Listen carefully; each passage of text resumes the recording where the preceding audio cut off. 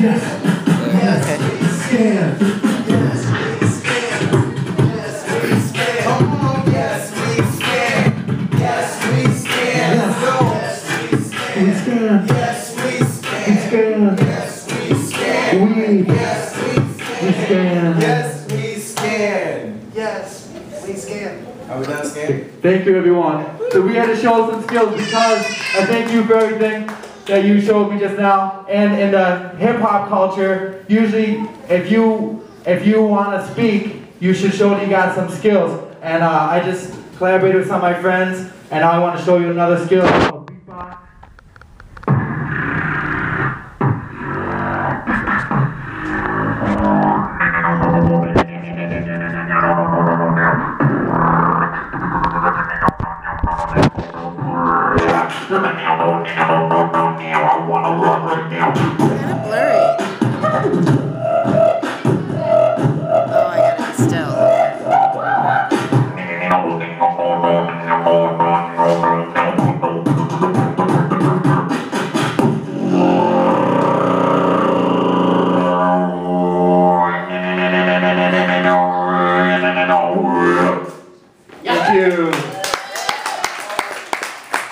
So, about 4 days ago, I decided I've been thinking about the different things that I've been seeing in the city. And I decided, you know, I've been listening to so many speeches by different people in hip-hop, people like Africa Bambaataa and people like KRS-One, and I wanted to come and give my own talk about hip-hop and about our culture here in Buffalo. So who would like to tell me, my fellow Buffalonians and people of the world, what is hip-hop? Would anyone like to say? How about over here? Would you like to tell, what do you think when you hear hip-hop? I think of great beats. I think of great great dancing. I think of graffiti. And I think it's been around for fucking 30 years, and that's amazing. Okay, thank you. How about anyone here? Would you tell us what do you think? Hip-hop? Breaking. What is hip-hop? MCing, DJing, and graffiti. Anyone? How about over here? How about, tell us, what do you think? I thought it was a conspiracy set in motion by the Illuminati. That's why I've been recently on YouTube. People, all those rap videos, people seeing those rap, and people say rap in the Illuminati videos, so he's bringing that. Okay, let me tell you, hip-hop is the culture I and many others grew up in, and yet it is often not understood well, both by those who claim to love it and by those who wish to critique it. The first hip-hop party was held August 11, 1973, at 1520 Sedgwick Avenue in the Bronx. It was held by DJ Kool Herc, who wanted to raise money for his sisters going back to school. And it was in the rec room of the housing project where 1520 Sedgwick Avenue is. The name hip-hop for the culture was chosen by Africa Bambaataa and the Zulu Nation on 12, 1974 to commemorate the one-year anniversary of the Zulu Nation, an early hip-hop and community society. Before this, hip-hop was known by many other names, and people used to even call it bebop because they saw it as an extension of jazz at that time in previous Afro-American musics.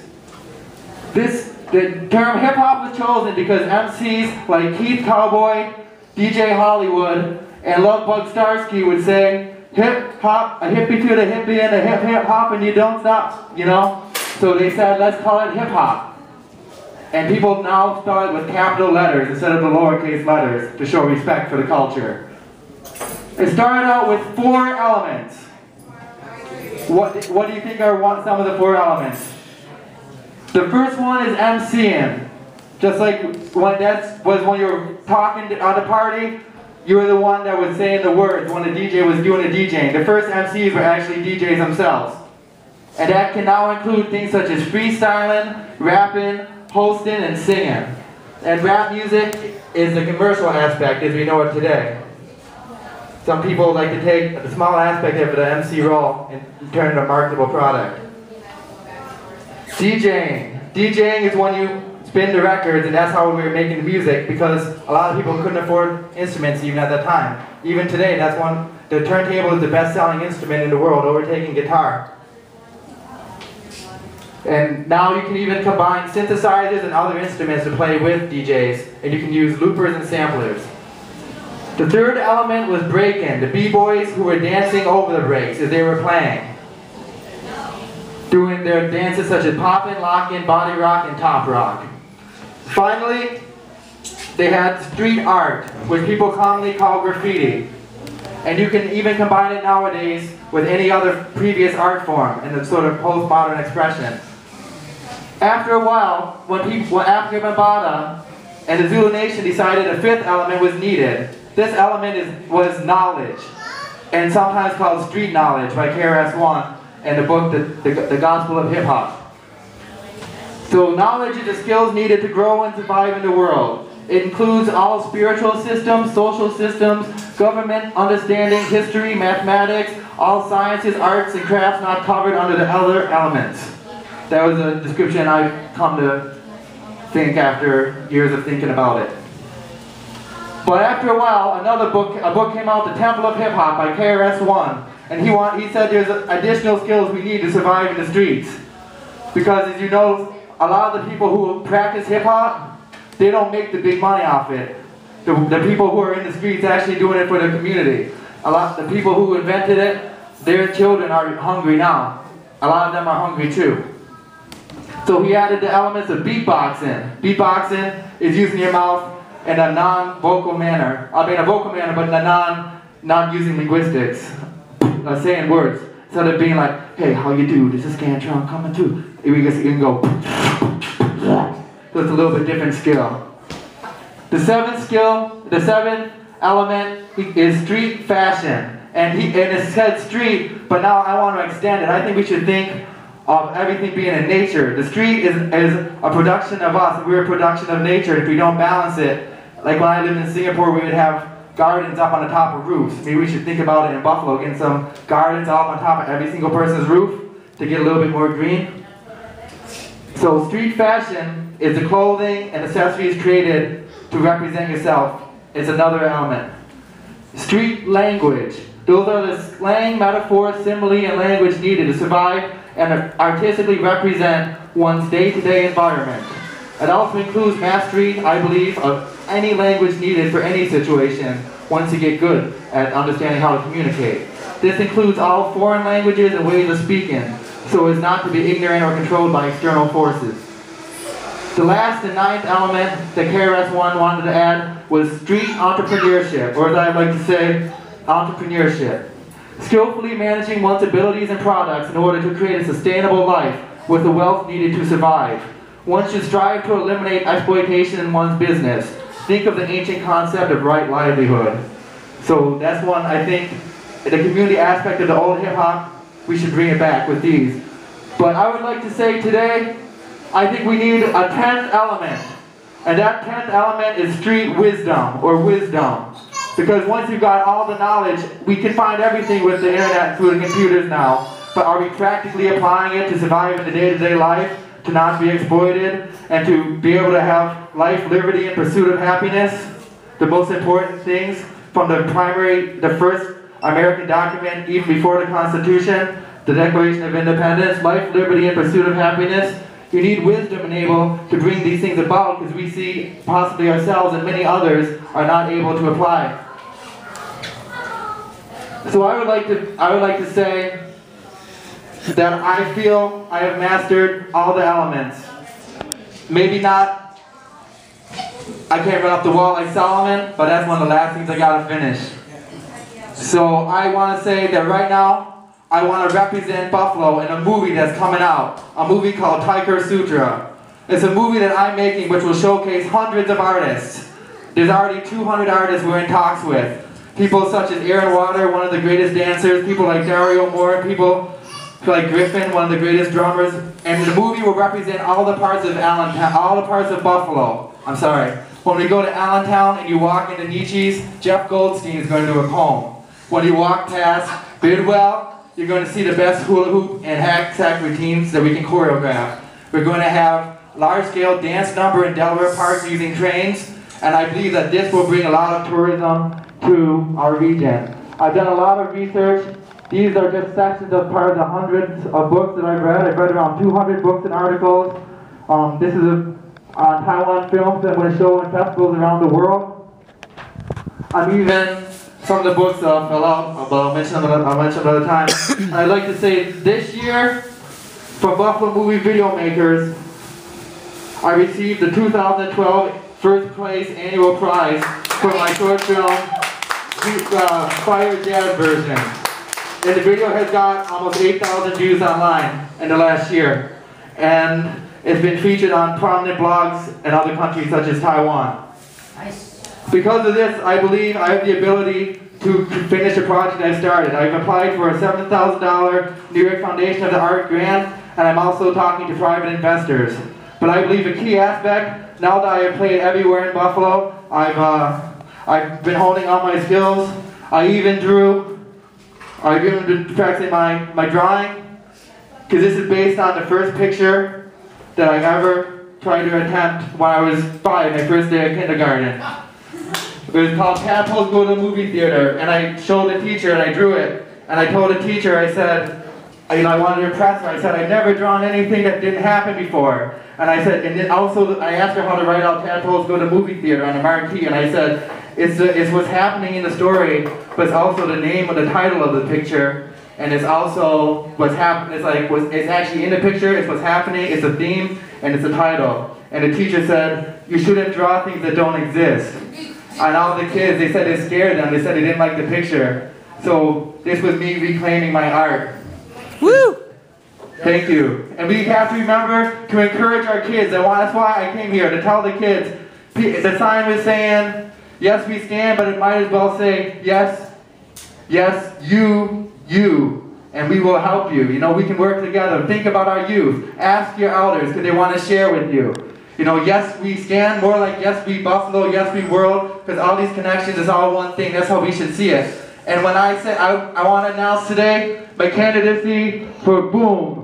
I want everyone to write to boom@artvoice.com, BOOM@artvoice.com, because this year I'm going to win the BOOM competition, and I'm going to bring that publicity to Buffalo, because I want to say right now, if it comes to me, it's not about me, it's about the project and the movie.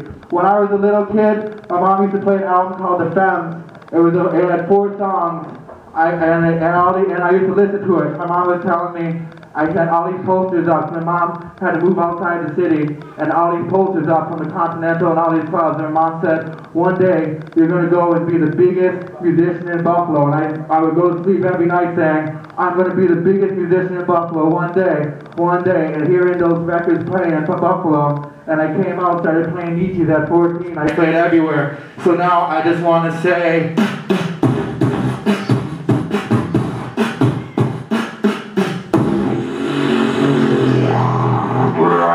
to boom@artvoice.com, because yes, we stand.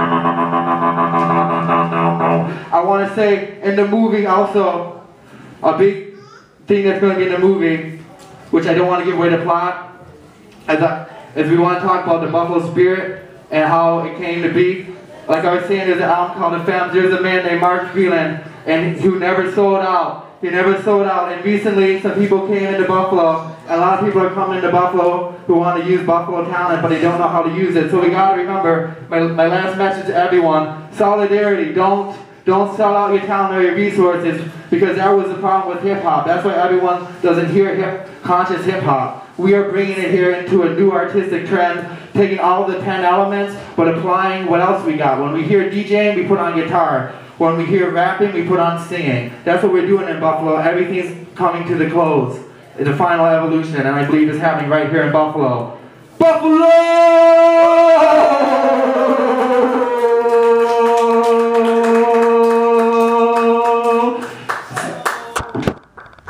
So one thing, I know we got some kids here. There's 2 things I want to tell the kids. If you ever want to beatbox, it's easy. You take the sounds from English. You take the P, you ever know the P, like please? He says, please.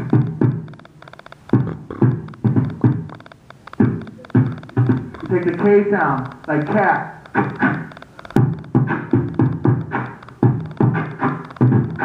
make the T sound like tadpole.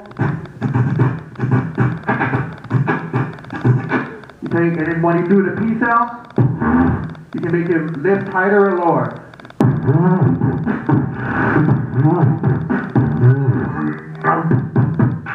Those all sounds from English. And one last thing, if you want to teach kids how to rhyme, call me. You're going to come in my class, okay? Okay. If I have some kids, instead of giving them a book here and write a little poem, I'll say, I'll give you a topic. How about the bat in the cave? Okay, so Coleman, he's been a student for a while. The bat in the cave. The bat in the cave. Off top. Just wait a second, no, it's coming out, put it on beat for you, wait a second. Oh, smooth.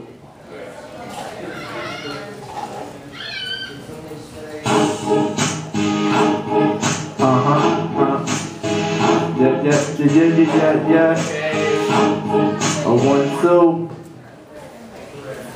On the microphone, I never misbehave. I see in the dark like a bat in the cave. That's real, and that's real. I check me moving like a third wheel on your trike, and I'm hovering through like Marty McFly. You know that there be no hip hop, but never die. Throw your hands up in the 716, and I still get funky on everything. So.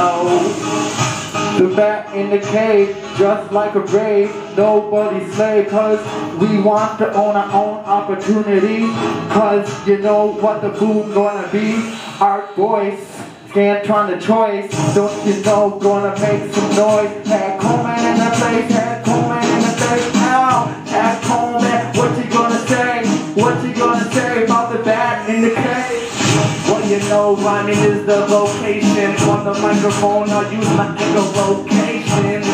That's the sound waves I surf on. I be turning blue when I get my smurf on. Watching cartoons, Scantron with the boom. And every time we get animated like a cartoon.